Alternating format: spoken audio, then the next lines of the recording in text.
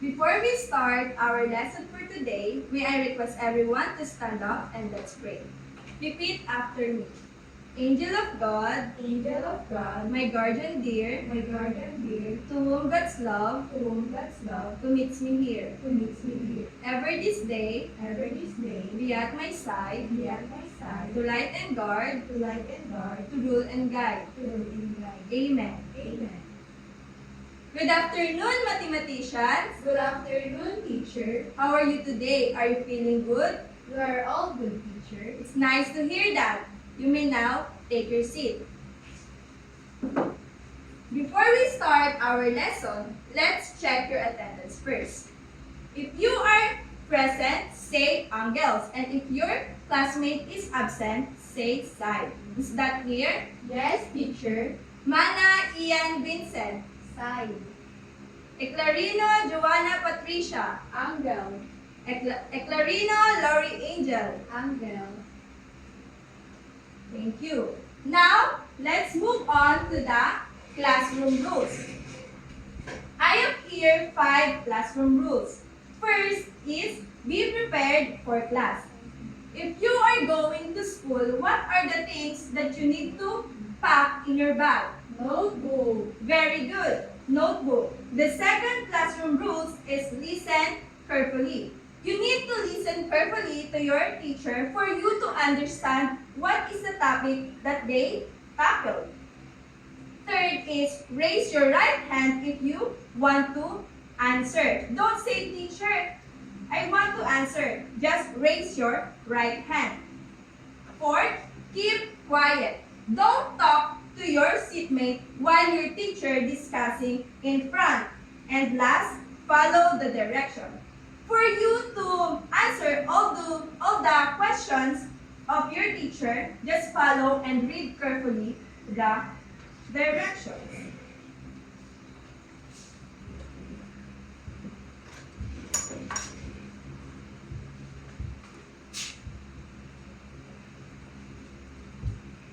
Class, I have here a different picture. Did you see the picture? Yes, teacher.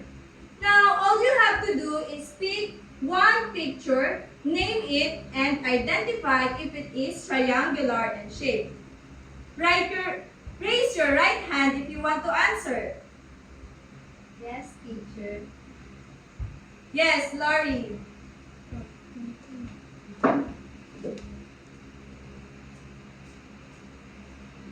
Angry Birds character, and this is triangular shape. Very good, Laurie. Now, who wants to answer?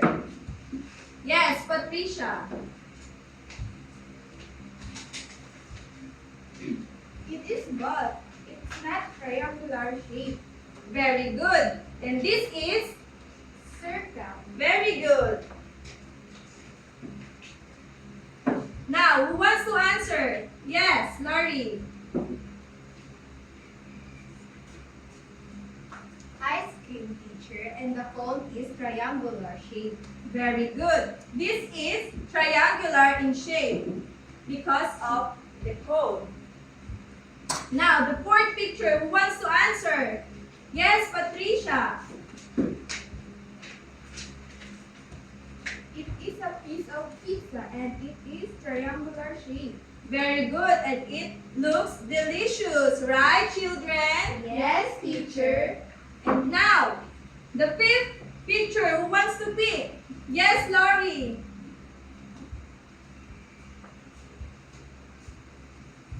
Pillow, teacher. This is not triangular shape. It is square. Very good, Laurie. Do you have pillow in your house? Yes, teacher. Now, the sixth picture, who wants to answer? Yes, Patricia. This is a piece of chip and it's triangular shape. Thank you. Do you eat chips, Patricia? teacher. Yes. All of us eat chips. Now, who wants to answer? Yes, Laurie. It is a Rubik's Cube, teacher. And it is square shape. Yes, very good. The shape of the Rubik's Cube is square. Now, we have here, or I have here, a two picture. And who wants to answer and identify if it is triangular in shape? Yes, Patricia? Watermelon. And this is triangular shape. Very good, Patricia. Do you eat watermelon? Yes, teacher. Yes, all of us. And the last picture, who wants to identify if it is triangular? Yes, Lori. Hanger of clothes, teacher. This is in triangular shape. Very good, Lori. All of your answer is correct. Now, I want you to give yourself a 3 clap. Very good. Now, class, let's have a review about our lesson yesterday. Do you remember what is our lesson yesterday? Yes, teacher. What is all about? What it is all about? Our lesson is all about angles. Very good. Our lesson yesterday is all about angles. So what are the 3 types of angles? Yes, Patricia. Right angle, acute angle, and obtuse angle. Very good. The 3 types of angle is the right angle, acute angle, and obtuse angle. Now, I prepared 3 questions that related in our topic yesterday. The direction is fill in the blank, write the correct answer in the given question. Number 1, who wants to answer? Yes, Laurie. A blank is an angle of exactly 90 degrees as in the corner of a square or at the intersection of two perpendicular straight lines. Now, I have here a 3 answers. All you have to do is pick one and paste it on the blank.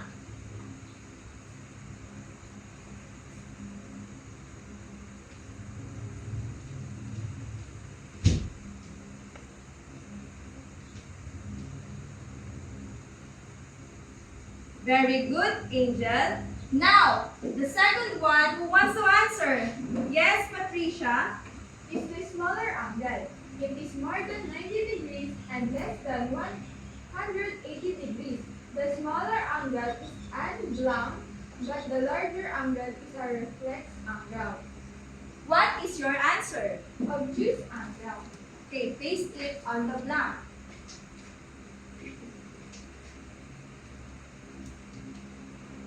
And the last question is, yes, Lori. An angle smaller than a right angle, the range of one blank is between 0 and 90 degrees. So what is your answer? Acute angle. Very good. Acute angle. Now, I will repeat your answer. A right angle is an angle of exactly 90 degrees, as in the corner of a square or at the intersection of two perpendicular straight lines. Number 2 is the smaller angle. It is more than 90 degrees and less than 180 degrees. The smaller angle is an obtuse angle, but the larger angle is a reflex angle. Then the third is an angle smaller than the right angle. The range of an acute angle is between 0 and 90 degrees. Is that clear, class? Yes, teacher. Do you understand what is our topic yesterday? Yes, teacher. Now, can you state again what is the 3 types of angle? Right angle, obtuse angle, acute angle. Very good. That is the 3 types of angle. Now, I prepare a group activity that will give you an advanced knowledge to our lesson for today. Are you ready to answer the group activity? Yes, teacher.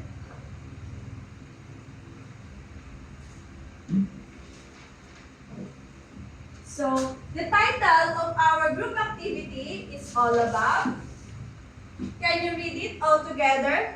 Puzzle pieces, a journey to discovery. Very good.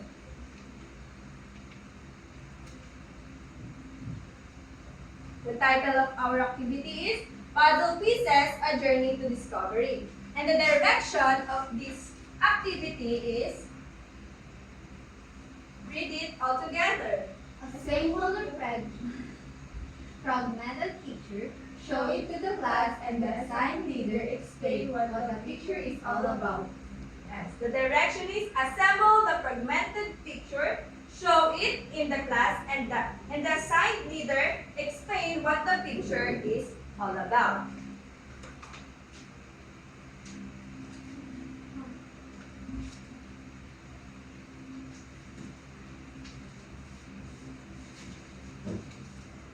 So this would be the group 1, the group 2, and the group 3.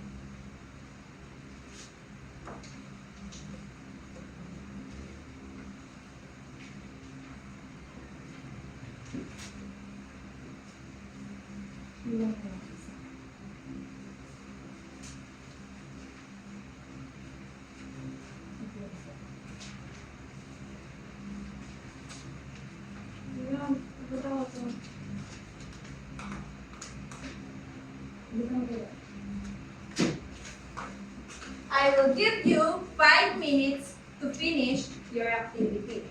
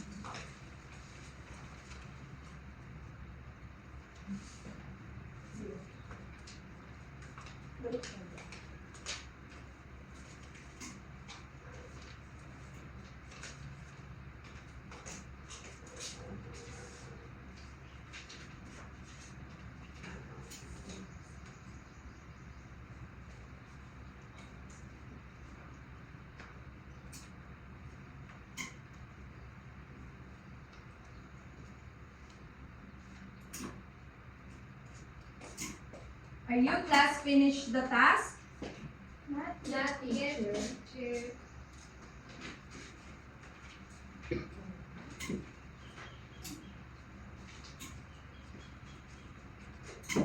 After you assemble the picture, place it on the board and then explain what is your activity is all about.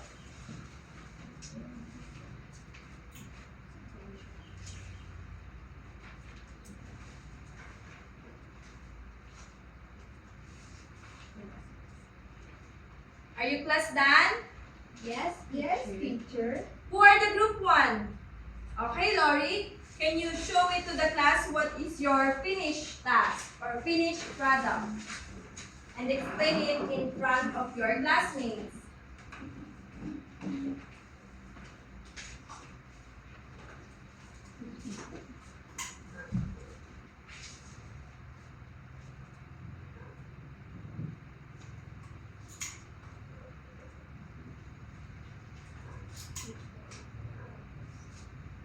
Okay.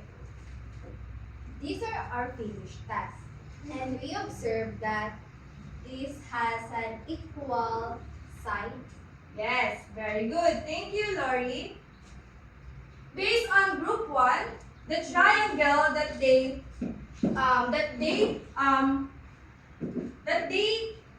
puzzled is all the sides of this is all equal sides or equal length. Who are the group 2?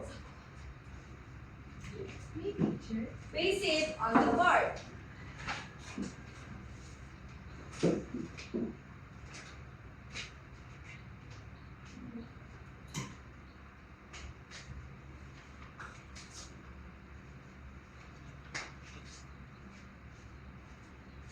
Okay,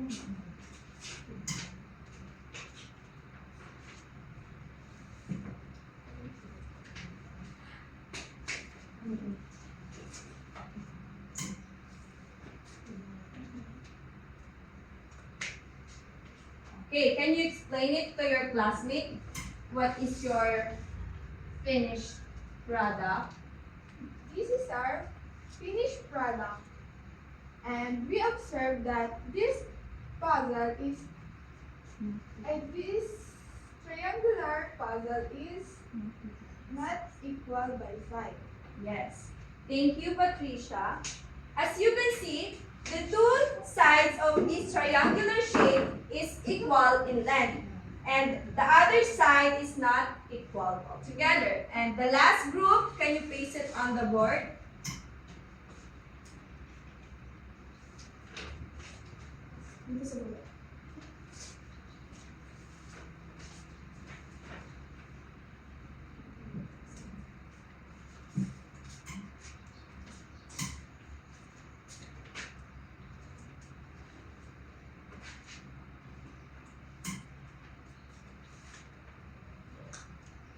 Based on what we observed, teacher, the two sides of triangles are equal. Yes. Thank you, group 3. All of your answer is correct, and this is an advanced knowledge to our lesson for today. Now, let's move on to our lesson for today, and it's all about Triangle. very good. It is all about triangle. When you hear the word triangle, what comes in your mind? Yes, Patricia. Triangle is a shape. Very good. Triangle is a shape. But today, I will give you an other meaning about triangle.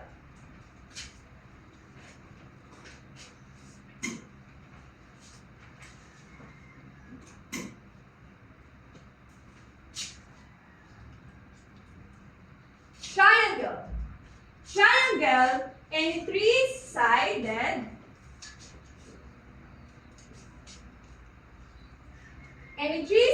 closed plane figure is called triangle.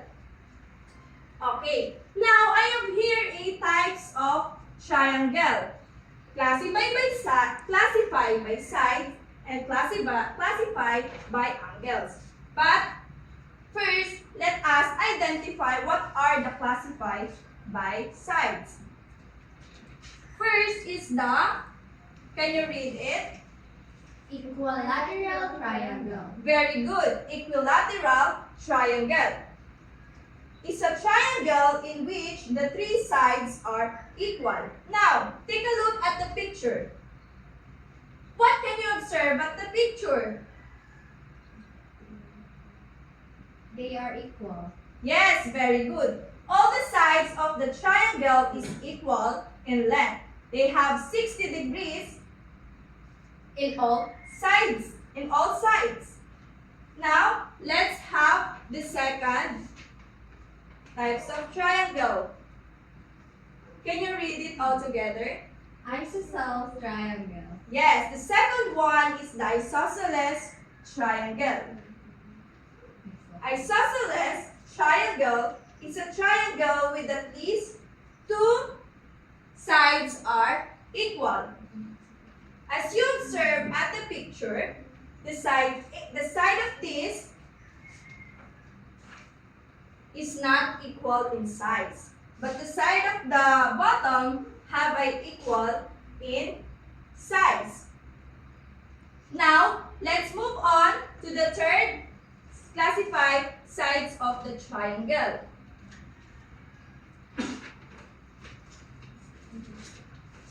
Can you read it? Scalene triangle. Yes, scalene triangle. Who wants to read the definition of scalene triangle? Yes, Patricia. A triangle with all sides of different lengths is called a scalene triangle. Very good. Scalene triangle with all sides of different lengths is called scalene. As you can see at the picture, all the sides of the triangle is not equal, have a different measurement. And that's all the classification of sides. The equilateral triangle, isosceles triangle, and the Isocline triangle. Did you get it, class? Yes, teacher. Now, let's move on to the classified by angles. In classified by angles, we have 3 triangles. First, let's have the first triangle. So this is the first triangle. It is a right triangle. So this is an example of right triangle. Can you please read the definition of right triangle? One angle measures exactly 90 degrees. Thank you. How many degree does the right triangle has? Yes, Patricia. 90 degrees. Very good, Patricia. Now, let's proceed to the second triangle. We have here a Acute triangle. very good, an acute triangle. So, this is an example of an acute triangle. Can you please read the definition of an acute triangle? All 3 angles measure less than 90 degrees. Thank you. How many does an acute triangle, how many degree does an acute triangle has? Yes, Joanna. Less than 90 degrees, teacher. Excellent. Now, let's proceed to the last triangle. We have here an obtuse triangle. So, this is an example of obtuse triangle. And an obtuse triangle is where one angle measures more than 90 degrees. How many degrees does the obtuse triangle has? Yes, Ian? More than 90 degrees, teacher. Very good, grade 4. We are now done in our discussion. Now, let's have an activity. So, let's go ahead and give it a try if you really understand our lesson. So, this is our activity. So, we have here the triangle. So, let's get jumbled. So, can you please read the direction of our activity? Answer the question with clues on the jumbled words. Thank you. Now, you can take out your papers and pencil and answer these questions. You only have 3 minutes to answer these questions. Are you done, children? Yes, teacher. Who would like to answer number 1? Who would like to answer? Okay, for number 1, we have Patricia. For number 2, we have Angel. For number 3, we have Ian. For number 4, we have Queenie. And for number 5, we have Shira. So, you will go one by one to answer this. Okay, Patricia, you first.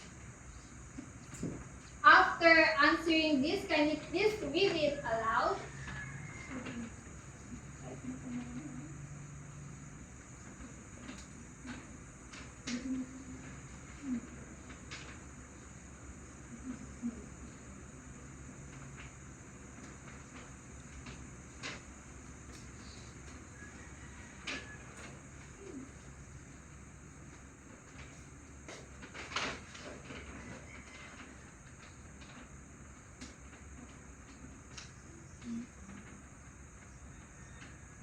Are you struggling, Patricia?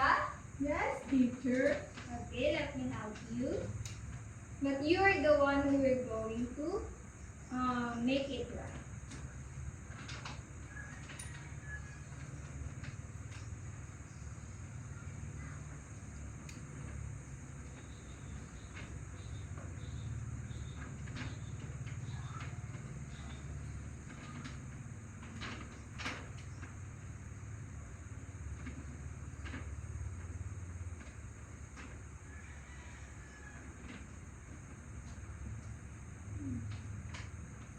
Okay, Patricia, can you please read the question and answer? It has a right angle which measures 90 degrees. And the answer is right triangle. Very good, Patricia. How about number 2?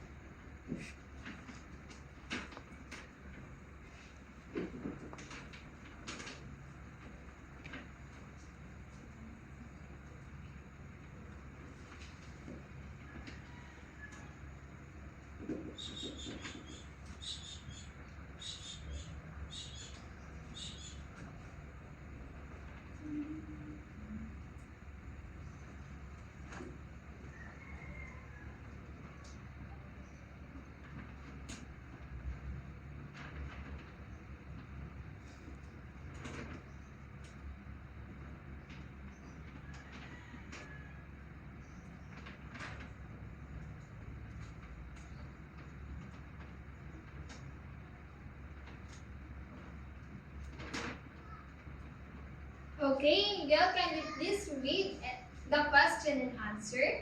It has three acute angles, each measuring less than 90 degrees, so triangle. Is she right?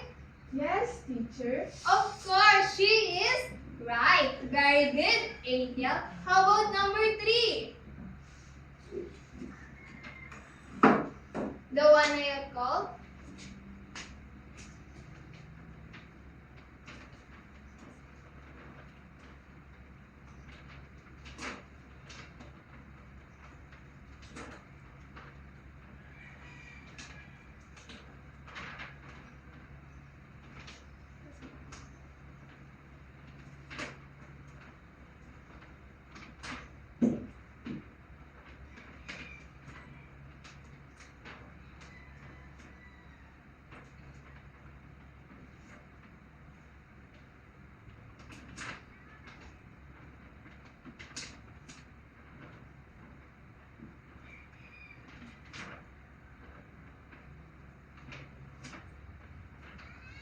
Okay, Ian, can you please read the number 3? It's measured more than 90 degrees. And the answer is obtuse triangle. Great answer. How about the number 4?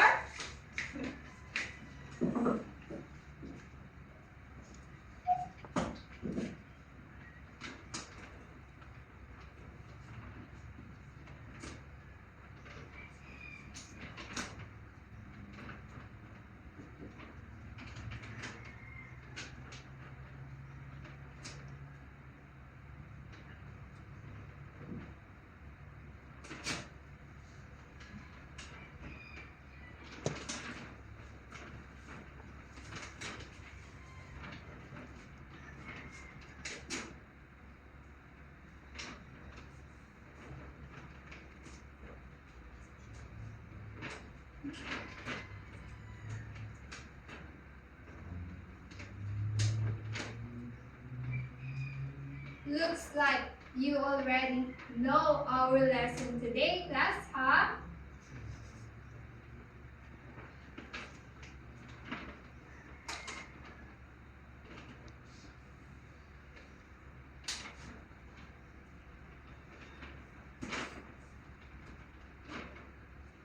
Okay, yes, Quinilin, can you please read? A triangle that has only two equal sides. And what's the answer? Isosceles triangle. Yes, very good, Quinilin. And the last number, Shaira, what's your answer?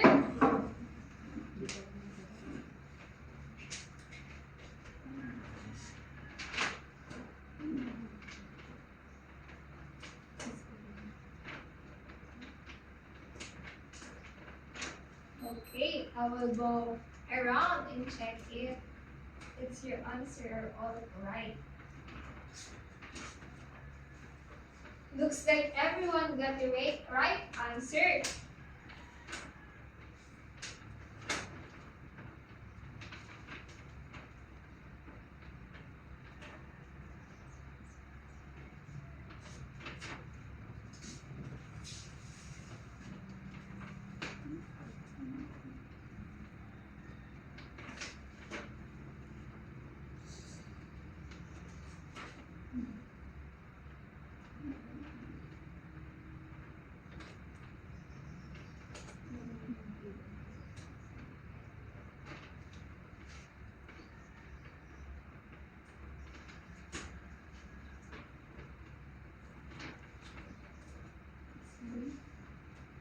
Okay, Patricia, can you please read?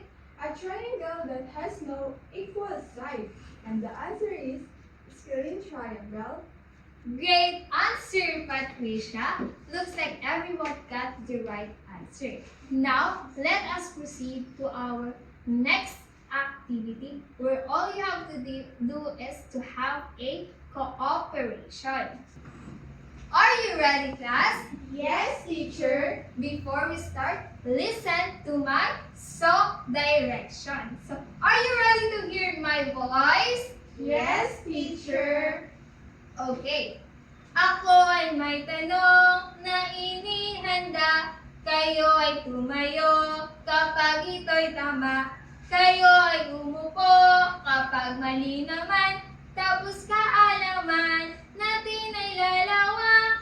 Did you understand the direction of my song direction, class? Yes, teacher. Okay, so here are the questions that I prepared.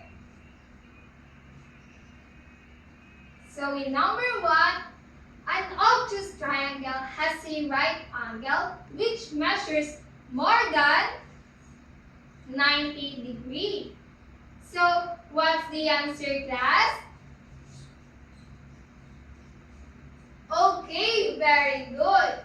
It should be right angle. A right triangle, I'm sorry. So in number 2, we have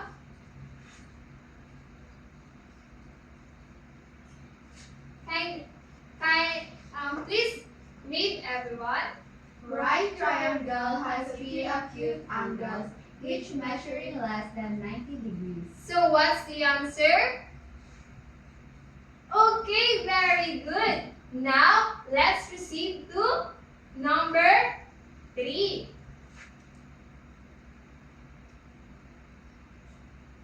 So in number 3, we have an obtuse triangle measures more than 90 degrees. So what's the answer? Okay, very good. That is right. Let's proceed to number 4. An isosceles triangle has only 2 equal sides. So what's the answer? Okay, very good. You got it all right.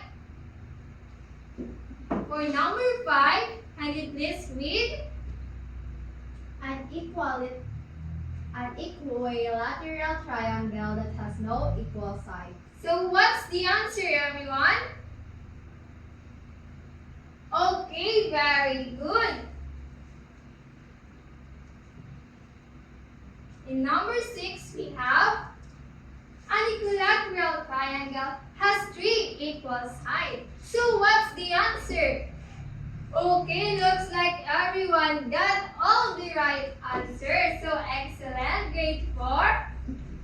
And for the last number, can you please read it aloud? A triangle has 3 sides and 4 angles. So what's the answer, grade 4?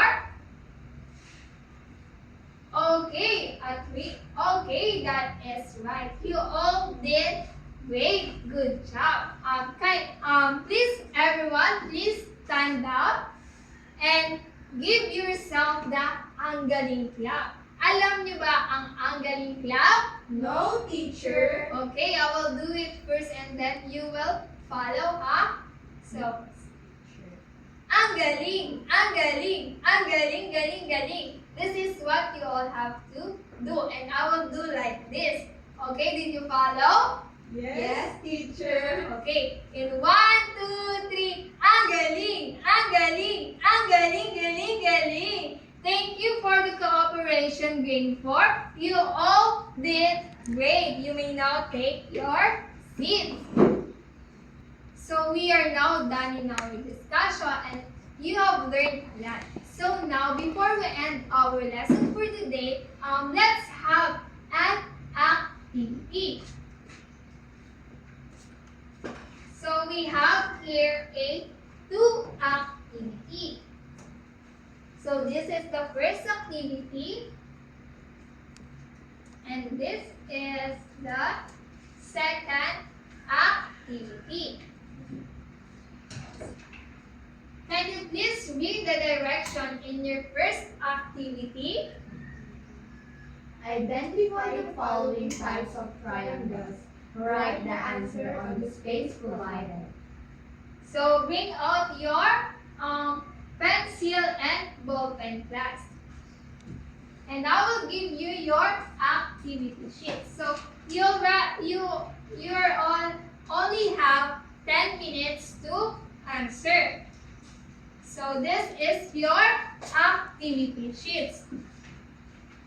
So the timer starts now. Are you done, grade 4?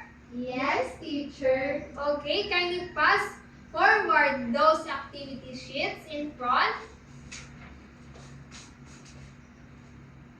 Thank you. And to end our lesson, kindly bring out your notebook and write your assignment. So this assignment will pass for tomorrow. So in your assignment, the questions, what triangle is the most important shape? So all you have to do is answer it at least 3 to 5 sentences, and it consists of 10 points. Are you done in writing, grade 4? Yes, teacher. Before you leave this classroom, I want you to put all your things in your bag. And pick up some trashes under your tables and chairs. Are you done, grade 4? Yes, teachers. So again, I am your teacher Queen. And I am your teacher, Leia. Goodbye, class. Goodbye and thank you, teachers. Thank you, grade 4. See you